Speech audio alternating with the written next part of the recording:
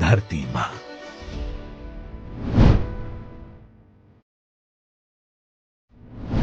हवा, पानी और आहार, ये तीनों पृथ्वी पर जीवन के महत्वपूर्ण अंग हैं। हवा और पानी प्रकृति की देन है, परंतु आहार के लिए मानव ने कृषि में कई प्रयोग किए हैं। कृषि के लिए आवश्यक तत्व भूमि है, तभी तो मानव शरीर को मिट्टी का पुतला भी कहा जाता है। मिट्टी मानव शरीर की सबसे बड़ी पोषक है। ये जो पाती है वो हमें मिलता है। माटी स्वस्थ तो हम स्वस्थ। अगर माटी पोषण पाएगी तो पोषण देगी, अगर रसायन पाएगी तो रसायन देगी। सिंधु घाटी सभ्यता से कृषि हमारी अर्थव्यवस्था की रीढ़ बनी हुई है। जब भारत स्वतंत्र हुआ तब भूखमरी विकट समस्या थी। हालांकि हम कृषि प्रधान राष्ट्र थे, फिर भी अन्न की पर्याप्त उपज नहीं हो सकी। तो राष्ट्र की अन्न समस्या के समाधान हेतु आयोजन पंच ने कृषि सुधार और कृषि विकास की परिकल्पना की, जिसमें सिंचाई की नई तकनीक, खेतों में पानी लाने के लिए डैम तथा अन्य समस्या के समाधान हेतु प्रति हेक्टर ज्यादा पैदावार पाने के लिए कृत्रिम खाद और बीजों के प्रचलन को उत्तेजन दिया गया, जिससे अन्न की पैदावार बढ़ती चली। भारतीय कृषि में रासायनिक खादों का उपयोग बढ़ता चला गया। आजादी के दशक में जहां 13 किलो प्रति हेक्टर खाद का उपयोग होता था, वो बढ़कर अभी 137 किलो प्रति हेक्टर हो चुका है। कृत्रिम खादों के अधिक उपयोग की आवश्यकता से समझ सकते हैं कि ये पद्धतियां उपज तो बढ़ाती हैं, परंतु साथ साथ भूमि की उत्पादकता भी धीरे धीरे बहुत कम करती जाती हैं। अगर ऐसे ही हम कृत्रिम खादों, रसायनों, जंतुनाशकों और उर्वरकों का उपयोग करते रहे तो वो दिन दूर नहीं जब हमारे पास कृषि करने हेतु उपजाऊ जमीन ही नहीं बचेगी। एक अध्ययन के अनुसार एनपीके यानी नाइट्रोजन, फास्फोरस और पोटाश जैसे रसायन की खपत जो प्रथम पंचवर्षीय योजना के समय 65,600 टन थी, वो सन 2026 तक 3.5 करोड़ टन हो सकती है। खतरा बस इतना ही नहीं है। खेती में रसायनों के बढ़ते उपयोग से केवल भूमि को ही नुकसान नहीं हो रहा है, किंतु अन्न की गुणवत्ता भी कम हो रही है, जिससे हमारे शरीर में न केवल पोषक तत्व कम हो रहे हैं, परंतु अन्न के साथ नुकसान करने वाले रसायन भी हमारे शरीर में जा रहे हैं। रसायन युक्त अन्न हमारे स्वास्थ्य पर गंभीर असर कर रहा है। इससे लोगों में कैंसर, ल्यूकेमिया और लिम्फोमा फैल रहा है। पार्किंसंस रोग और न्यूरोलॉजिकल बीमारियां, प्रजनन संबंधी समस्याएं और बच्चों में विकास संबंधी समस्याएं तेज गति से बढ़ रही हैं। जैसे हम लाइफस्टाइल की बात कर रहे हैं कि जिससे कैंसर और अन्य कई बीमारियां कम हो सकती हैं, उसमें प्राकृतिक खेती भी एक इम्पोर्टेंट पार्ट है। जितना हम कुदरत के नज़दीक रहेंगे, जितने केमिकल या आर्टिफिशियल लाइफस्टाइल कम करेंगे, उतनी कैंसर व अन्य बीमारियां भी कम होगी। जैसे रिसर्च में पता चल रहा है कि केमिकल्स अलग अलग तरीके से शरीर को नुकसान कर सकते हैं, और जितने ज़्यादा केमिकल यूज़ होते हैं उतना बीमारियों का व्याप बढ़ता है। तो उसमें कुछ केमिकल्स कैंसर के साथ भी जुड़े हुए। तो प्राकृतिक कृषि जो है वो उसको बढ़ावा देने से ओवरऑल हमारे खान पान में केमिकल की कमी होगी, जो अपने आप में एक बहुत ही इम्पोर्टेंट कंट्रीब्यूशन रहेगा। रासायनिक उर्वरकों का उपयोग कम नहीं किया गया तो अगले 40-50 वर्षों में भूमि पूरी तरह से बंजर हो जाएगी। अनाज को पोषण देने वाला जैविक कार्बन मिट्टी से गायब हो रहा है। एक अनुसंधान के अनुसार हरित क्रांति के समय में मिट्टी का जैविक कार्बन 2% से 2.5% हुआ करता था, जो आज खेती में इस्तेमाल होने वाले रासायनिक खाद के कारण घटकर 0.5% से भी नीचे आ गया है। कृत्रिम खाद बनाना तथा उसका उपयोग भी अत्यंत जोखिम भरा है। एक तरफ इन उत्सर्जकों को बनाने की प्रक्रिया भी वायु और जल को प्रदूषित कर रही है, वहीं इन रसायनों के छिड़काव के दौरान किसानों के स्वास्थ्य को भी नुकसान हो रहा है। रासायनिक खाद में मौजूद नाइट्रोजन हवा के ऑक्सीजन के संपर्क में आता है। इससे नाइट्रस ऑक्साइड नामक जहरीली गैस उत्पन्न होती है, जो कार्बन डाइऑक्साइड से 312 गुना ज्यादा खतरनाक है। प्रतिदिन भारत और पूरे विश्व में करोड़ों टन रासायनिक खाद खेतों में छिड़का जाता है। पर्यावरण में घुल मिल रहे नाइट्रस ऑक्साइड की हमें चिंता करनी चाहिए। इसका असर केवल फसल की गुणवत्ता पर ही नहीं, बल्कि पूरे इकोसिस्टम पर पड़ता है और भूजल का स्तर घटने लगता है। यही नहीं, विदेशों से आयातित यूरिया और अन्य रासायनिक उर्वरकों से भी देश की विदेशी मुद्रा खर्च होती है। धुलती भूमि, कम होती उत्पादकता और कृषि की बढ़ती लागत के कारण राष्ट्र के अन्नदाता किसान कृषि से विमुख भी होते जा रहे हैं। यह परिस्थिति पुनः देश को खाद्यान्न संकट के समीप लाकर रख सकती है। अगर यही रासायनिक कृषि के परिणाम है, तो आवश्यकता है इस समस्या का सर्वग्राही समाधान ढूंढने की, जो हमारी परंपरागत प्राकृतिक कृषि से प्राप्त हो सकता है। हमारे दीर्घद्रष्टा प्रधानमंत्री श्री नरेंद्र मोदी जी ने कहा था कि हमारा जीवन, हमारा स्वास्थ्य, हमारा समाज, सबके आधार में हमारी कृषि व्यवस्था ही है।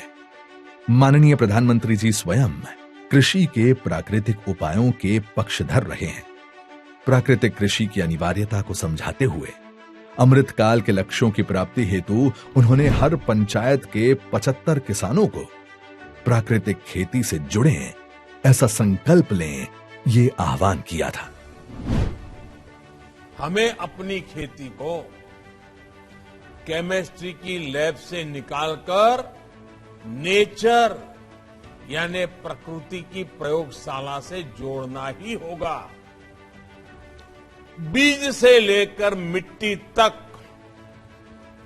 सबका इलाज आप प्राकृतिक तरीके से कर सकते हैं। चाहे कम सिंचाई वाली जमीन हो या फिर अधिक पानी वाली भूमि, प्राकृतिक खेती से किसान साल में कई फसलें ले सकता है। यही नहीं, जो गेहूं, धान, दाल या जो भी खेत से कचरा निकलता है, जो पराली निकलती है, उसका भी इसमें सदुपयोग किया जाता है। यानी कम लागत, ज्यादा मुनाफा, यही तो प्राकृतिक खेती है।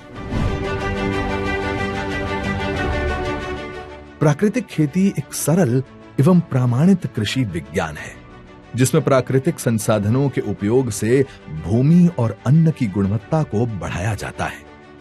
न सिर्फ ये स्वास्थ्य के लिए उपयोगी है, बल्कि ये बहुत सस्ती भी है।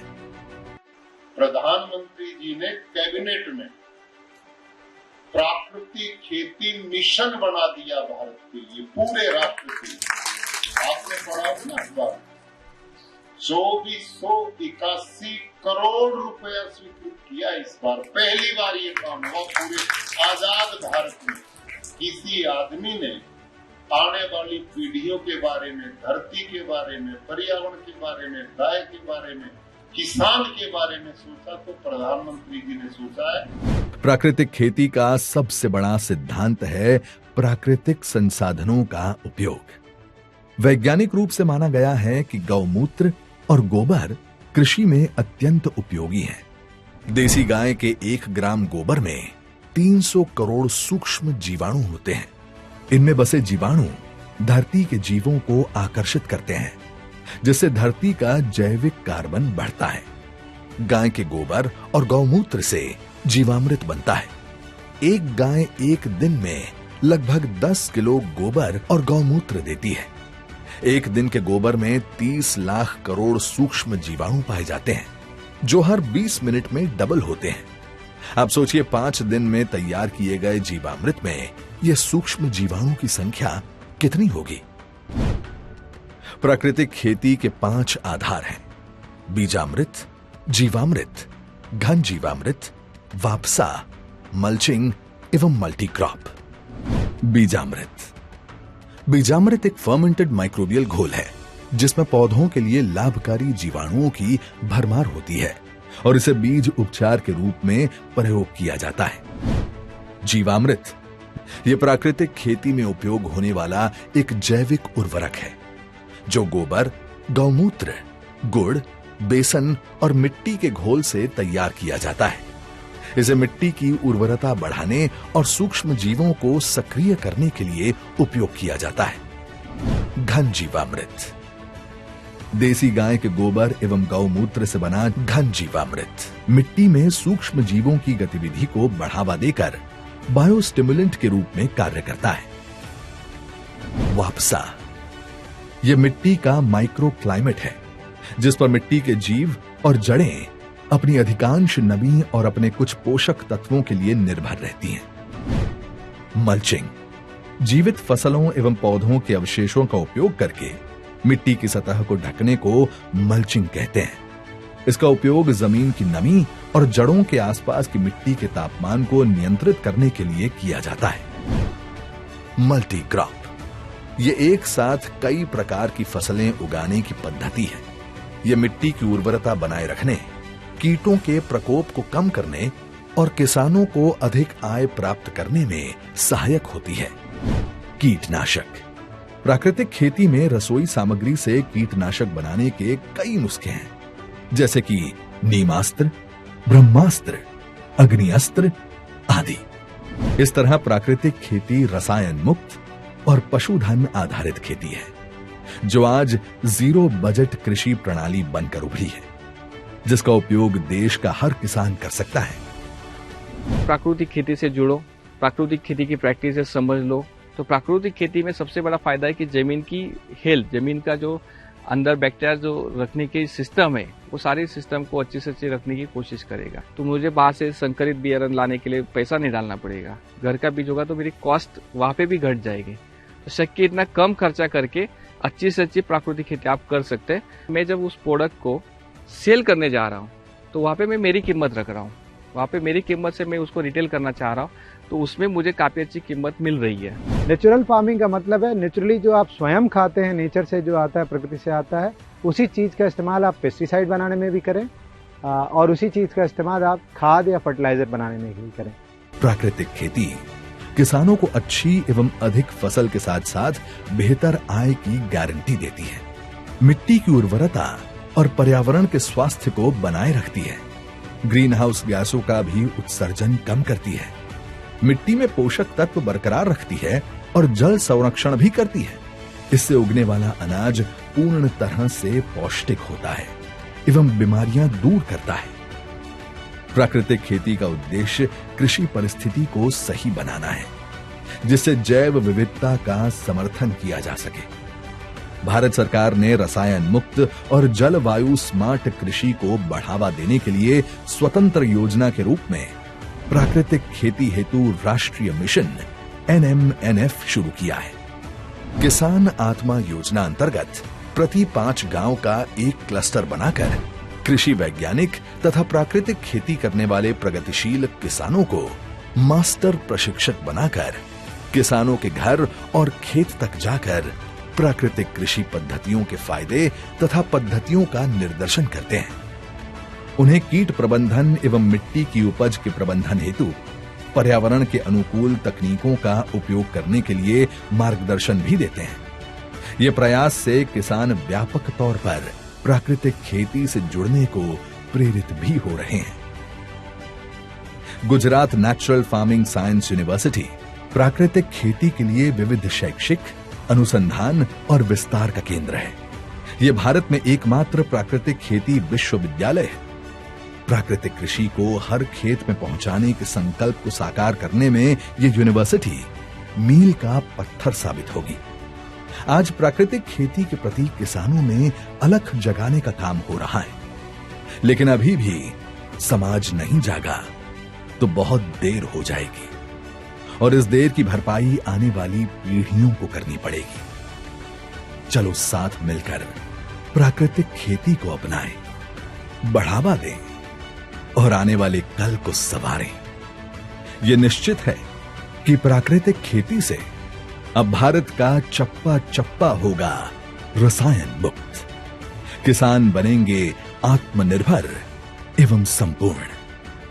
प्राकृतिक खेती से होगी खुशहाली की लहर संभव। धरती मां मुस्कुराते अपने बच्चों से कहेंगी, आयुष्मान भव।